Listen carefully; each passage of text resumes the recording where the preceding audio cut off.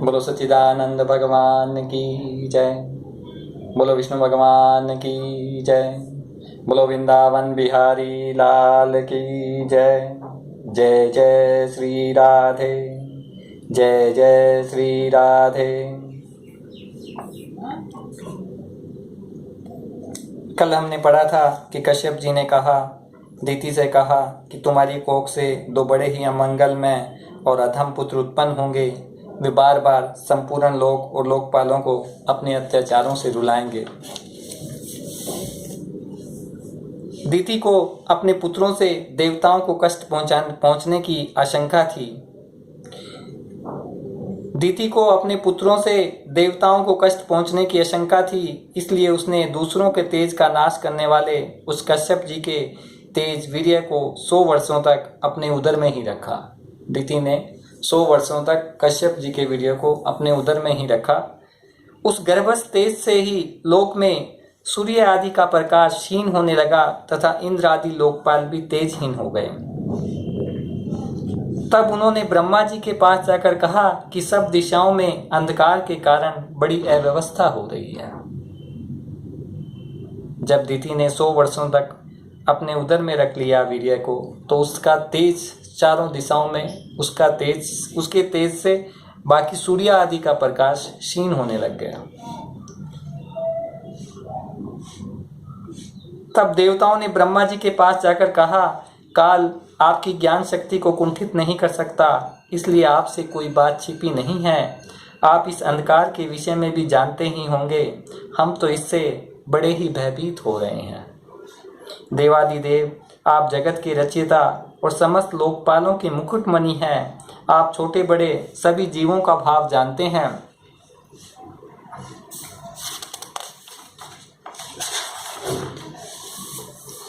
आप सब के नियंता मुख्य प्राण हैं। हम आपको नमस्कार करते हैं। इस अंधकार के कारण दिन रात का विभाग अस्पष्ट हो जाने से लोगों के सारे कर्म लुप्त होते जा रहे हैं, सारे कर्म समाप्त होते जा रहे हैं, जिससे वे दुखी हो रहे हैं। उनका कल्याण कीजिए। हम शरणागतों की और अपनी अपार दया दृष्टि से निहारिए।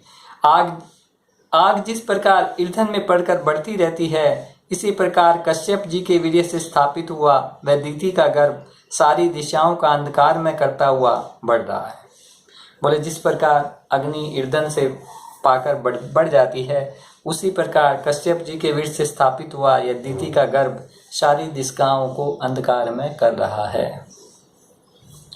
ब्रह्मा जी ने कहा, देवताओं, तुम्हारे पूर्वज मेरे मानस पुत्र सनकादि लोकों की आसक्ति त्याग कर समस्त लोकों में आकाश मार्ग से विचरा करते थे। चार जो सनक, सनंदन, सनकादि और 4 ऋषि थे, वो चारों आकाश मार्ग से विचर रहे थे। सनक, सनंदन, सनातन और सनतमय।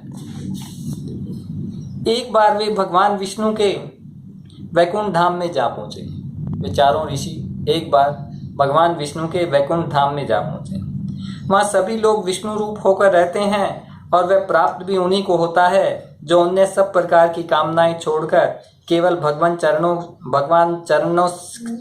भगवान शरण की प्राप्ति लिए ही अपने धर्म द्वारा उनकी आराधना करते हैं। बोले, वहाँ सभी विष्णु रूप होकर रहते हैं और वो उन्हीं को मिलता है जो सिर्फ भगवान के चरणों की शरण लिए रहते हैं।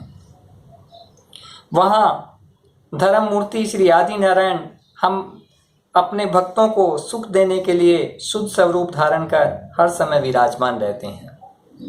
उस लोक में नैश्रेयस नाम का एक वन है। वहाँ वैकुंठ में एक नैश्रेयस नाम का वन है, जो मूर्तिमान केवल ऐसा ही जान पड़ता है। वह सब प्रकार की कामनाओं को पूर्ण करने वाले वृक्षों से सुभूषित है, जो हर समय 6 ऋतुओं की शोभा से संपन्न रहते हैं।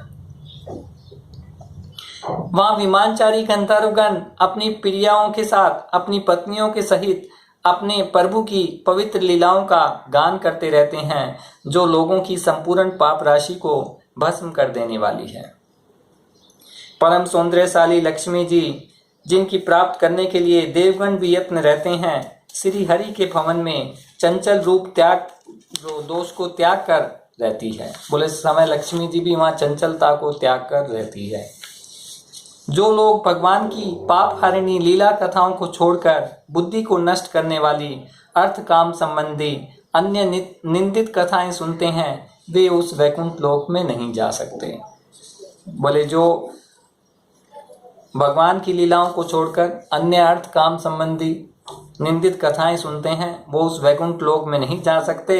हाय, जब वे अभागे लोग इन सारहीन बातों को सुनते हैं, तब ये उनके पुण्य को नष्ट करके उन्हें आश्रयहीन घोर नरकों में डाल देती है।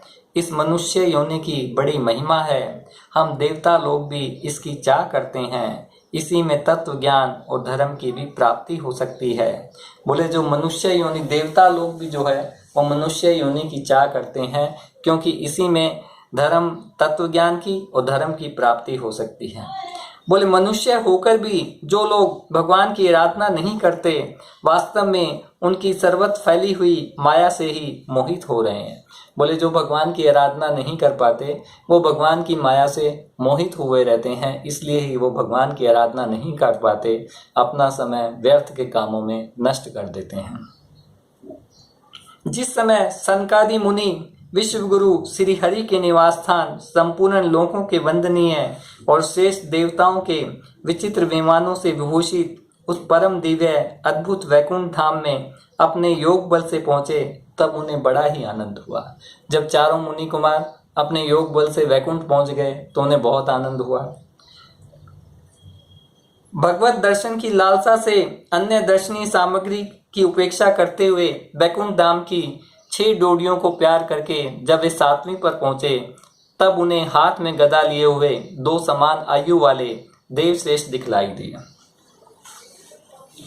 बोले भगवत दर्शन की लालसा थी उनकी, इसी प्रकार वो वैकुंठ धाम के 6 दरवाजों को पार कर गए और जब वे 7वीं पर पहुंचे, तब उन्हें वहां हाथ में गदा लिए 2 समान आयु वाले देवश्रेष्ठ दिखलाइए दिए, जो बाजूबंद, कुंडल और किरीट आदि अनेकों अमूल्य आभूषणों से अलंकृत थे। उनकी 4 श्यामल भुजाओं के बीच में वनमाला सुभूषित थी तथा बाकी बोहें फड़कते हुए नासिका रंग अरुण नैनों के कारण उनके चेहरे पर कुछ शोभ के से चिन्ह दिखलाई दे रहे थे। बोले उनके चेहरे पे थोड़ा गुस्सा नजर आ रहा था, वो मुनिगण को एक गुस्से से देख रहे थे।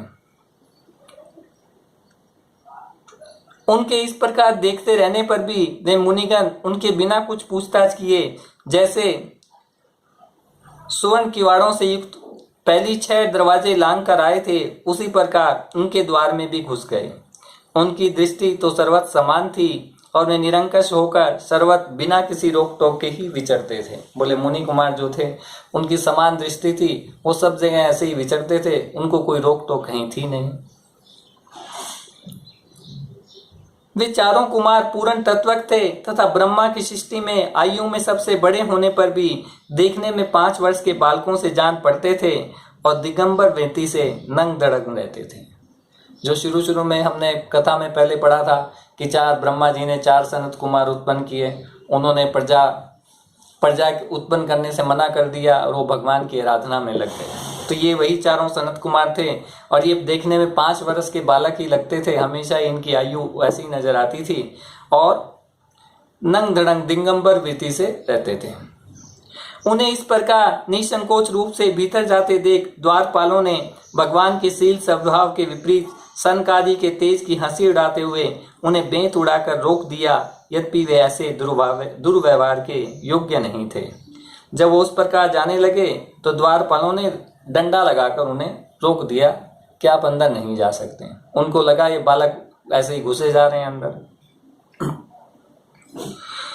जब उन द्वारपालों ने वैकुंठवासी देवताओं के सामने पूजा के सर्वश्रेष्ठ पात्र उन कुमारों को इस प्रकार रोका, तब अपने प्रियतम प्रभु के दर्शनों में विघ्न पड़ने के कारण उनके नेत्र सहसा कुछ क्रोध से लाल लाल हो उठे। वे इस प्रकार कहने लगे, मुनियों ने कहा, अरे द्वारपालों, जो लोग भगवान की महती सेवा के प्रभाव से इस लोक को प्राप्त होकर यहाँ निवास करते हैं, वे तो भगवान के समान ही समदर्शी होते हैं। बोले इस लोक में जो लोग निवास करते हैं वो तो भगवान के समान ही हैं, तभी उनको इस लोक में रहने की इजाजत मिलती है।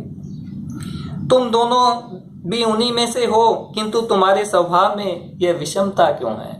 बोले तुम भी उन्हीं भगवान के समान ही हो, लेकिन ये तुम्हारा व्यवहार अलग क्यों है? भगवान तो परम शांत स्वरूप है, उनका किसी से विरोध भी नहीं है। फिर यहाँ ऐसा कौन है जिस पर शंका की जा सके? बोले ऐसा तो कोई मनुष्य यहाँ आ ही नहीं सकता। ये वैकुंठ धाम है, यहाँ तो जो है भगवान के भक्त जो भगवान के समान है वही प्रवेश कर सकते हैं, दूसरा कोई व्यक्ति तो यहाँ प्रवेश नहीं कर सकता। फिर यहाँ जिस पर शंका की जा सके, ऐसा यहाँ कौन है जो तुमने हमें रोक दिया? तुम समय कपटी हो, इसी से अपने ही समान दूसरों पर शंका करते हो। तुम हो तो इन भगवान वैकुंठ नाम के पाषाण, किंतु तुम्हारी बुद्धि बहुत मंद है।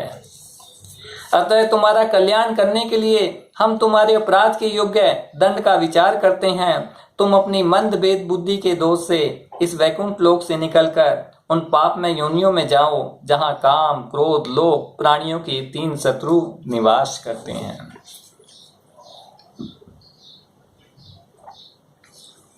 सनकादि के कठोर वचन सुनकर और ब्राह्मणों के शाप को किसी भी प्रकार के शस्त्र समूह से निवारण होने योग्य न जानकर श्री हरि के वे दोनों पार्षद अत्यंत दीन भाव से उनके चरण पकड़कर पृथ्वी पर लौट गए। उन्हें पता था कि ब्राह्मणों का श्राप किसी भी शास्त्र से भी नहीं काटा जा सकता, शस्त्र से भी नहीं काटा जा सकता। फिर वे जानते थे कि उनके स्वामी श्री हरि भी ब्राह्मणों से बहुत डरते हैं। उन्हें पता था कि भगवान भी ब्राह्मणों से डरते हैं। फिर उन्होंने अत्यंत आतुर होकर कहा, भगवान हम अवश्य अपराधी हैं, अतः आपने हमें जो दंड दिया है वह उचित ही है और वह हमें मिलना ही चाहिए। हमने भगवान का अभिप्राय न समझकर उनकी आज्ञा का उल्लंघन किया है। इससे हमें जो पाप लगा है वह आपकी दिए हुए दंड से सर्वथा धुल जाएगा, किंतु हमारी इस दुर्दशा का विचार करके यदि करुणावश आपके थोड़ी सी भी कृपा कीजिए कि जिससे उन अधम योनियों में भी जाने पर भी हमें भगवत समृद्धि को नष्ट करने वाला मोह न प्राप्त हो।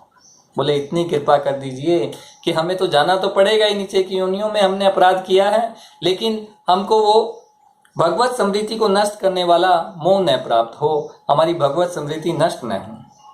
इधर जब साधु जनों के हृदय धन भगवान कमलनाथ को मालूम हुआ कि मेरे द्वारपालकों ने सनकादि साधुओं का अनादर किया है, तब वे लक्ष्मी जी के सहित अपने उन्हीं श्री चरणों से चलकर ही वहां पहुंचे, जिन्हें परमहंस भी मुनि ढूंढते रहते हैं, सहज में नहीं पाते। बोले जिन चरण कमलों को बड़े बड़े ऋषि मुनि ढूंढते रहते हैं, उन चरण कमलों से चलकर श्री भगवान वहां पहुंच गए। सनकादि ने देखा कि उनकी समाधि के विषय श्री वैकुंठनाथ समय उनके नेत्रगोचर होकर पधारे हैं। बोले जो उनकी समाधि के विषय हैं, जो समाधि में हमेशा जिनका चिंतन करते थे, वे आज सामने खड़े हुए हैं, सामने पधारे हैं। उनके साथ साथ पार्षदगण लिए चल रहे हैं। प्रभु के दोनों ओर राजहंसों के पंखों के समान 2 श्वेत चंवर डुलाए जा रहे हैं। उनकी शीतल वायु से उनके श्वेत छत्र में लगी हुई मोतियों की झालर हिलती हुई ऐसी शोभा दे रही है, मानो चंद्रमा की किरणों से अमृत की बूंदें चल रही हो। प्रभु समस्त सद्गुणों के आश्रय हैं। उनकी सौम्य मुख मुद्रा को देखकर जान पड़ता था मानो वे सभी पर अनवरत कृपा वर्षा कर रहे हैं। बोले उनकी मुद्रा देखकर ऐसा लग रहा था कि सभी पर कृपा बरसा रहे हैं। अपने स्नेहमयी चितवन से वे भक्तों का हृदय स्पर्श कर रहे थे तथा उनकी सुविशाल श्याम वक्षस्थल पर सवन रेखा के रूप में जो साक्षात लक्ष्मी जी विराजमान थी, उनसे मानो वे समस्त वैकुंठ धाम को सुभूषित कर रहे थे। उभरी हुई सुघड़ नासिका थी, बड़ा ही सुंदर मुख था, सिर पर मुनि में मुकुट विराजमान था, चारों भुजाओं के बीच में महामूल्यवान मनोहर हार की, गले में कौस्तुभ मणि की अपूर्व शोभा थी। भगवान का यही वर्णन सब जगह है कि गले में हार है और गले में कौस्तुभ मणि की अपूर्व शोभा थी। भगवान का श्री विग्रह बड़ा ही सौंदर्यशाली था। उसे देखकर भक्तों के मन में ऐसा वितर्क हो गया कि उनके सामने लक्ष्मी जी का सौंदर्य अभिमान भी कमजोर हो रहा है, गालित हो रहा है। ब्रह्मा जी कहते हैं, देवताओं इस प्रकार महादेव जी के और तुम्हारे लिए परम सुंदर विग्रह धारण करने वाले श्री हरि को देखकर सनकादि मुनीश्वरों ने उन्हें सिर झुकाकर प्रणाम किया। उस समय उनकी अद्भुत छवि को निहारते निहारते उनके नेत्र तृप्त नहीं हो रहे थे। वो देखते देखते उनका मन नहीं भर रहा था, मन में तृप्ति नहीं हो रही थी। सनकादि मुनीश्वर निरंतर ब्रह्मानंद में निमग्न रहा करते थे। बोले वो तो मुनि, चारों मुनि ऐसे ही सब समय ब्रह्म के आनंद में मग्न रहते थे। किंतु जिस समय भगवान कमल नयन के चरण कमलों से मिली हुई तुलसी मंजरी की गंध से सुवासित वायु ने उनके नासिका रंध्रों में, उनके नाक में प्रवेश किया, अंतःकरण में प्रवेश किया, उस समय वे अपने शरीर को संभाल न सके और उस दिव्य गंध ने उनके मन में खलबली मचा दी। भगवान की जो तुलसी की गंध है, उस गंध को पाकर ही उनका शरीर धन्य हो गया।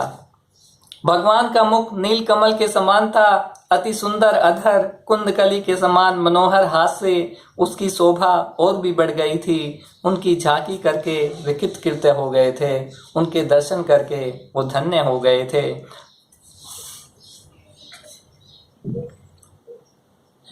लाल लाल नखों से सुभूषित उनके चरण कमल देखकर वे उन्हीं का ध्यान करने लगे। लाल लाल नखों से सुभूषित चरण कमल देखकर वे उन्हीं का ध्यान करने लगे। इसके पश्चात वे मुनिगण अन्य साधनों से सिद्ध न होने वाली स्वाभाविक अष्ट सिद्धियों से संपन्न श्री हरि की स्तुति करने लगे। बोले भगवान की किस प्रकार स्तुति कर रहे हैं? हाथ जोड़कर भगवान का ध्यान करें कि भगवान हमारे सामने खड़े हैं और हम उनकी स्तुति कर रहे हैं। जब भी भगवान की स्तुति आए, मन में ये भाव अवश्य लाएं कि भगवान मेरे सामने विराजमान है, खड़े हुए हैं। जैसे मुनियों के सामने खड़े हैं, वैसे अभी हमारे सामने भगवान खड़े हुए हैं। अनंत यद्यपि आप अंतर्यामी रूप से दुष्चित पुरुष के हृदय में भी स्थित रहते हैं, तथापि उनकी दृष्टि से ओझल ही रहते हैं। बोले हालांकि अंतर्यामी रूप में दुष्टों के हृदय में भी आप रहते हैं, परंतु उनकी दृष्टि से ओझल ही रहते हैं। किंतु आज हमारे नेत्रों के सामने तो आप साक्षात विराजमान हैं। प्रभु, जिस समय आपसे उत्पन्न हुए हमारे पिता ब्रह्मा जी ने आपका रहस्य वर्णन किया था, उस समय कानों द्वारा हमारी बुद्धि में आप विराजे थे, किंतु प्रत्यक्ष दर्शन का महान सौभाग्य तो हमें आज ही प्राप्त हुआ है। बोले हमारी बुद्धि में तो आप जब ब्रह्मा जी ने वर्णन किया था तभी आकर आप बैठ गए थे, लेकिन आज प्रत्यक्ष दर्शन का अनुभव तो आज ही हमें मिला है। भगवान, हम आपको साक्षात परम तत्व ही जानते हैं। इस समय आप अपने विशुद्ध सत्वमय विग्रह से अपने इन भक्तों को आनंदित कर रहे हैं। आपकी सगुण साकार मूर्ति को राग और अहंकार से मुक्त मुनिजन आपकी कृपा दृष्टि से प्राप्त हुए सुदृढ़ भक्ति योग के द्वारा अपने हृदय में उपलब्ध करते हैं। बोले जो मुनिजन हैं वो अपने हृदय में इस मूर्ति को हमेशा उपलब्ध करते हैं। प्रभु, आपका सुयश अत्यंत कीर्तनीय, संसारिक दुखों की निवृत्ति करने वाला है, संसारिक दुखों को समाप्त करने वाला है। आपके चरणों की शरण में रहने वाले जो भाग्यशाली आपकी कथाओं के रसिक हैं, वे आपके आत्यंतिक प्रसाद मोक्ष पद को भी कुछ नहीं मानते। बोले जो आपकी कथाओं के रसिक हैं उनको मोक्ष की भी कोई इच्छा नहीं रहती, फिर जिन्हें आपकी जरा सी टेढ़ी भौं ही भयभीत कर देती है, उन इंद्र आदि अन्य भोगों के विषय में तो कहना ही क्या है। भगवान, यदि हमारा चित्त भोरे की तरह आपके चरण संबंधों से ही सुभूषित हो, हमारे कान आपकी सुयश सुधा से परिपूर्ण रहे, तो अपने पापों के कारण भले ही हमारा जन्म नरक आदि योनियों में जाए, इसकी हमें कोई चिंता नहीं है। बोले हमारे जो वाणी है वो आपके चरणों में, हमारा ध्यान, हमारी वाणी, हमारे कान आपके चरणों में लगा रहे, फिर भले ही हम आपके नरक में जाएं, उसकी हमें कोई चिंता नहीं है। मनुष्य को हमेशा ऐसा ध्यान करना चाहिए कि प्रभु के चरण कमलों का ध्यान करना चाहिए। हर जगह भागवत में यही लिखा हुआ है कि प्रभु के चरण कमलों का ध्यान करें। आपने हमारे सामने जो यह मनोहर रूप प्रकट किया है उससे हमारे नेत्रों को बड़ा ही सुख मिला है। पुरुषों के लिए इसका दृष्टिगोचर होना, इसको मिलना अत्यंत कठिन है। आप साक्षात भगवान हैं, इस प्रकार स्पष्टता हमारे नेत्रों के सामने प्रकट हुए हैं। हम आपको प्रणाम करते हैं, हम आपको प्रणाम करते हैं। भगवान ने कहा, मुनिगण, ये जय विजय मेरे पार्षद हैं। बोले, जिन दो पार्षदों ने रोक लिया था, बोले जय विजय मेरे पार्षद हैं, इन्होंने मेरी भी कुछ परवाह न करके आपका बहुत बड़ा अपराध किया है। आप लोग भी मेरे भक्त हैं, अतः इस प्रकार मेरी ही अवज्ञा करने के कारण आपने इन्हें जो दंड दिया है वह मुझे भी स्वीकार है। बोले, आपने जो इनको दंड दिया है वह ठीक ही किया है, वह ठीक ही किया है। ब्राह्मण मेरे परम आराध्य हैं, मेरे अनुचरों के द्वारा आप लोगों का जो तिरस्कार हुआ है उसे मैं अपना ही किया हुआ मानता हूँ। बोले, यदि सेवक कोई अपराध करता है तो उसके लिए स्वामी उत्तरदायी है। सेवकों के अपराध करने पर संसार उनके स्वामी का ही नाम लेते हैं। वह अपयश उनकी कीर्ति को इसी प्रकार दूषित कर देता है जैसे त्वचा को चर्म रोग। मेरी निर्मल सुयस सुधा में गोता लगाने से चंडाल तक सारा जगत तुरंत पवित्र हो जाता है, इसलिए मैं विकुंठ कहलाता हूँ। बोले, मैं इसीलिए विकुंठ कहलाता हूँ क्योंकि मेरे सुयस में सुधा में गोता लगाने से चंडाल भी जो है वो तुरंत पवित्र हो जाता है। किंतु यह पवित्र कीर्ति मुझे आप लोगों से ही प्राप्त हुई है। बोले, जो पवित्र कीर्ति प्राप्त हुई है मुझे आप लोगों से ही प्राप्त हुई है, इसलिए जो कोई आपके विरुद्ध आचरण करेगा, मैं मेरी भुजा ही क्यों ना हो, मैं उसे तुरंत काट डालूंगा। आप लोगों की सेवा करने से ही मेरी चरण रोज को ऐसी पवित्रता प्राप्त हुई है कि वे सारे पापों को तत्काल नष्ट कर देती है। और मुझे ऐसा सुंदर स्वभाव मिला है कि मेरे उदासीन रहने पर भी लक्ष्मी जी मुझे एक क्षण के लिए भी नहीं छोड़ती है। यद्यपि इन्हीं की कृपा के लिए अन्य ब्रह्मादि देवता नाना प्रकार के नियमों और व्रतों का पालन करते रहते हैं। बोले, आपकी सेवा से ही मुझे आप लोगों की सेवा करने पर ही मेरी चरण रज को पवित्रता प्राप्त हुई है। मेरी चरणों की धूल को पवित्रता जो प्राप्त हुई है वह आप लोगों की सेवा करने से ही प्राप्त हुई है। जो अपने संपूर्ण कर्म फल मुझे अर्पण कर सदा संतुष्ट रहते हैं, वे निष्काम ब्राह्मण ग्रास पर तृप्त हुए घी के तर पकवानों का जब भोजन करते हैं तब उनके मुख से मैं जैसा तृप्त होता हूँ वैसा यज्ञ में अग्नि रूप मुख से यजमान की दी हुई आहुतियों को ग्रहण करके नहीं होता। बोले, जो ब्राह्मण जो है सब कुछ अपना मुझे अर्पण कर देते हैं और वो जब भोजन करते हैं तो उनके खाने पर मैं जितना तृप्त होता हूँ उतना मैं उनके मुख से मैं जो तृप्त होता हूँ वैसा मैं यज्ञ में भी अग्नि में आहुतियों देने से वैसा तृप्त मैं नहीं होता। योग माया का अखंड और असीम ऐश्वर्य मेरे अधीन है तथा मेरी चरणोदक रूपणी गंगा जी चंद्रमा को मस्तक पर धारण करने वाले भगवान शंकर के सहित समस्त लोगों को पवित्र करती है। ऐसा परम पवित्र एवं परमेश्वर होकर भी मैं जिनकी पवित्र चरण रज को अपने मुकुट पर धारण करता हूँ उन ब्राह्मणों के कर्म को कौन नहीं सहन करेगा। बोले, मैं अपने मुकुट पर ब्राह्मणों की चरणों की धूल को धारण करता हूँ तो उनके कर्मों को तो सहन करना ही होगा। ब्राह्मण जो करेंगे वो मानना ही होगा। ब्राह्मण, दूध देने वाली गायें और अनाथ प्राणी ये मेरे ही शरीर हैं। पापों के द्वारा विवेक दृष्टि नष्ट हो जाने के कारण जो लोग इन्हें मुझसे भिन्न समझते हैं उन्हें मेरे द्वारा नियुक्त यमराज के दूत जो सर्प के समान क्रोधित हैं अत्यंत क्रोधित होकर अपनी चोंचों से नोचते हैं। ब्राह्मण तिरस्कार पूर्वक कटु भाषण भी करे तो भी उसमें मेरी भावना करके प्रसन्न चित्त से तथा अमृत भरी मुस्कान से युक्त मुख कमल से उसका आदर करते हैं तथा जैसे रूठे हुए पिता को पुत्र और आप लोगों को मैं मनाता हूँ, उसी प्रकार जो प्रेम पूर्वक वचनों से प्रार्थना करके उन्हें शांत करते हैं वे मुझे अपने वश में कर लेते हैं। बोले जो ब्राह्मणों को रूठ जाए तो भी उनको जो मनाते हैं तो वो मुझे वैसे ही वश में कर लेते हैं, वे मुझे अपने वश में कर लेते हैं। मेरे इन सेवकों ने मेरा अभिप्राय न समझकर ही आप लोगों का अपमान किया है, इसलिए मेरे अनुरोध से आप केवल इतनी कृपा कीजिए कि इनका निर्वासन काल शीघ्र ही समाप्त हो जाए और अपने अपराध के अनुरूप अधम गति को भोग कर शीघ्र ही मेरे पास लौट आएं। बोले आप इतनी कृपा कीजिए कि इनका जो निर्वास काल है वो शीघ्र समाप्त हो जाए। ब्रह्मा जी ने कहा, सनकादि मुनि क्रोध रूपी सर्प से डसे हुए थे तो भी इनका चित्त अंतःकरण को प्रकाशित करने वाली भगवान की मंत्रमयी सुमधुर वाणी सुनते सुनते तृप्त नहीं हुआ। भगवान की उक्ति बड़ी ही मनोहर थोड़े अक्षरों वाली थी, किंतु वह इतनी अर्थपूर्ण सारयुक्त दुर्विजय और गंभीर थी कि बहुत ध्यान देकर सुनने और विचार करने पर ही यह जान सके कि भगवान ये क्या कहना चाहते हैं।